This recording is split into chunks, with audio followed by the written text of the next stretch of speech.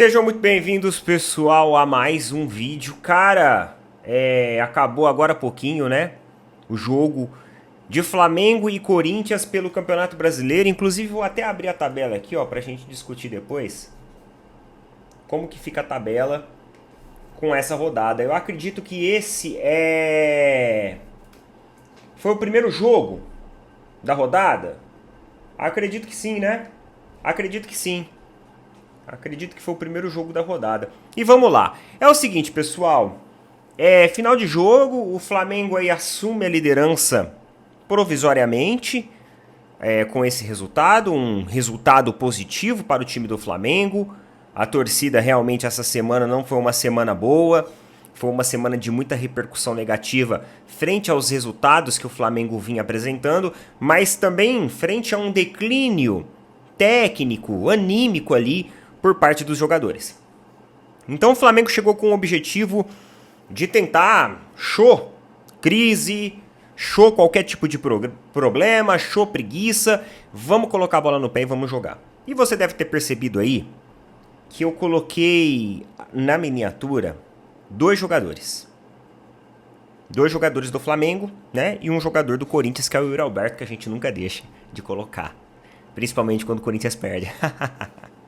Mas, pô, Neto, você torceu contra o Corinthians hoje? Mesmo sabendo que a vitória do Flamengo levou uma pontuação, né? Que mesmo o Palmeiras ganhando amanhã, ó, o Palmeiras vai chegar no máximo na mesma pontuação que o Flamengo, né? Talvez no saldo de gols o Palmeiras consiga passar. Mas do restante fica com a mesma pontuação do Flamengo. Ah, mas, mano, é sempre legal ver o Corinthians perder, né? É sempre legal, mano. E esse negócio de jogo de sábado, cara, é bacana, né? Sabe por que é legal? Porque, mano, pô, sabadinho, 4 horas da tarde, é um horário legal pra jogo. Eu tava de boa aqui, falei assim, pô, Flamengo e Corinthians é um jogo legal de acompanhar. Quero ver como que tá. O Corinthians vinha de 4 vitórias consecutivas, o Flamengo tinha essa obrigação de mostrar resultado pro seu torcedor, então iria ser um jogo com elementos interessantes. E aí eu coloquei dois jogadores do Flamengo aí, que é o De La Cruz e o Lohan. E assim, cara, pra mim, são até agora nessa temporada, são dois jogadores extremamente regulares, lineares, que todos os jogos apresentam uma boa performance. São jogadores que têm vontade, são jogadores que entram ali com fome de bola. Hoje, o De La Cruz, inclusive, ele estava ali como um segundo meia. Então você viu o meio campo do Flamengo? Porque qual que foi o esquema? No início do jogo, o Corinthians quis subir linha, né? O Corinthians falou assim, vamos subir as linhas, vamos tentar sufocar, tirar a posse de bola do Flamengo e tentar ter o ganho numérico nos espaços ali, né? Nas disputas de bola. Só que os caras não conseguiram fazer isso. Por quê? Porque, em primeiro lugar, você tinha um verdadeiro buraco na camada de ozônio no meio-campo do Corinthians, onde tinha um espaço absurdo. E, numericamente, o meio-campo do Flamengo, todas as horas, ganhava. Então, embora naqueles 5 primeiros minutos, o Corinthians tentou fazer uma pressão inicial, o Flamengo conseguiu sair muito bem dessa pressão, né, fazendo com que a distribuição de seus jogadores no setor intermediário se sobressaísse ao meio-campo falho do Corinthians. Realmente, o meio-campo do Corinthians foi só se organizar depois das mudanças lá no segundo tempo, que o meio-campo ficou melhor. E o Flamengo também estava mais cansado, né? Então tinha todas essas especificidades ali de fim de jogo.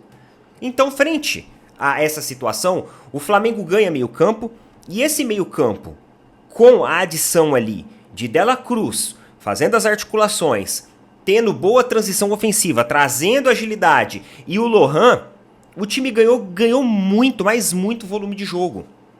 O Flamengo, depois da pressãozinha inicial que o Corinthians deu, nos 5, 6 primeiros minutinhos, o Flamengo basicamente deixou o resto do jogo, até o final do primeiro tempo, muito tranquilo.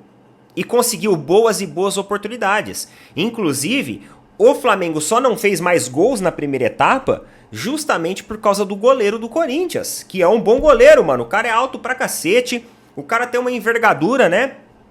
Ixi. Ai. num bom sentido, tá? Eu sei que já tem gente que vai me sacanear, eu sei que já tem gente que queria, tipo a musiquinha lá que o Fernando Gil coloca, né? Olha a fotinha dele, olha o seu nome. O Gil identificou. Mas assim, vocês entenderam, gente, o que eu tô querendo dizer. Eu tô falando dos aspectos ali do goleiro do Corinthians. O cara é alto, o cara conseguiu fazer boas defesas, e inclusive, aquele lance do gol, inclusive um lance maravilhoso do Pedro, fez com que o zagueiro do Corinthians, o marcador do Corinthians, não sei se era zagueiro exatamente que estava ali, passasse batido, escorregasse lá, se estrumbicasse no chão, e ele foi lá e chutou. E aquele goleiro, ele só não defendeu aquela bola, mano, porque ele tava sem visão. Ele tava sem visão, a bola passou debaixo dele.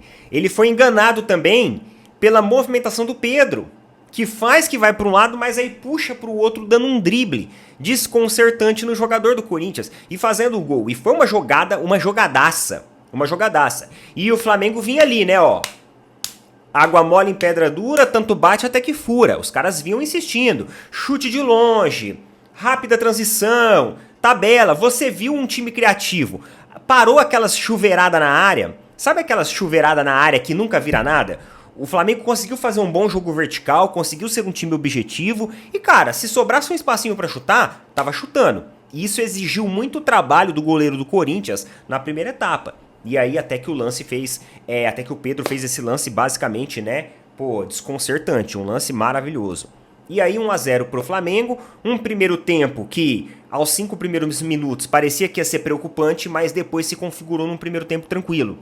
Uma partida segura dos laterais do Flamengo, Ayrton Lucas espetando, subindo ofensivamente com velocidade, dando aquela provocada, né? Alguns chutes, inclusive, de fora da área, muito promissores. O Varela fazendo um bom trabalho de marcação, não deixando sobrar espaços ali. O jogador do Corinthians, Wesley, aquele moleque lá é bom, cara. Aquele moleque é bom. Só que ele estava muito marcado também. E além disso, numericamente, o Flamengo ganhava nos seus setores, né? Sempre estava mais povoado que o Corinthians. Isso fazia com que o Wesley ficasse ilhado.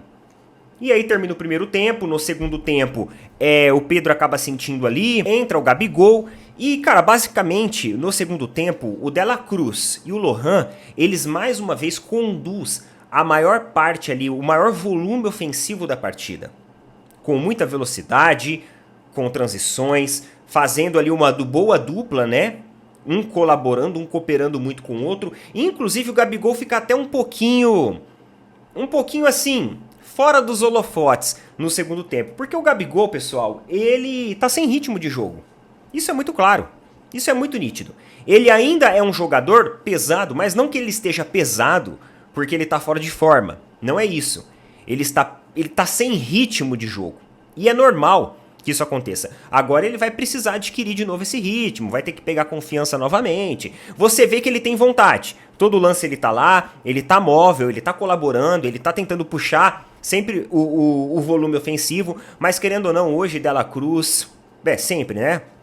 Lohan, eles acabaram se destoando e colaborando aí, tendo uma forte participação nessa vitória do Corinthians. Embora o primeiro gol foi do Pedro. E aí o Lohan vai lá, né, e dá um chutaço daquele, realmente numa transição muito rápida ali, o Lohan faz o segundo gol do Flamengo, faz o 2-0, deixa a torcida mais tranquila, deixa o jogo mais tranquilo, e aí o Corinthians até tenta melhorar o seu jogo. O Corinthians começa a povoar melhor suas linhas intermediárias, o técnico deles começam a propor algumas mudanças ali, põe o Coronado, o time até melhora.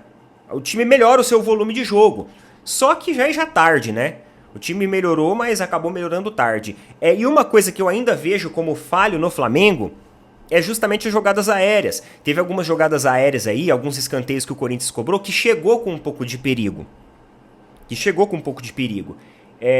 Então, assim, eu acho que o Flamengo tem a missão de tentar ajustar essas jogadas aéreas que não tá legal nem ofensivamente e nem defensivamente falando.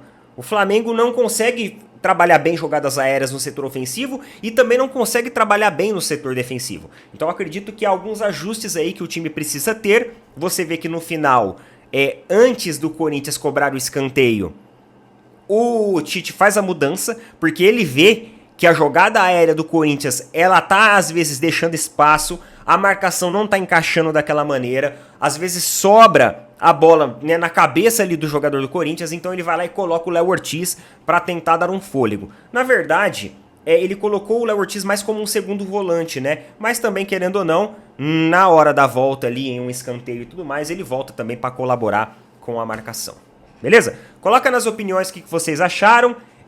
Flamengo em primeiro lugar, agora aguarda o jogo de amanhã. Amanhã o Atlético Mineiro, se empatar ou ganhar do Palmeiras, o Atlético Mineiro passa.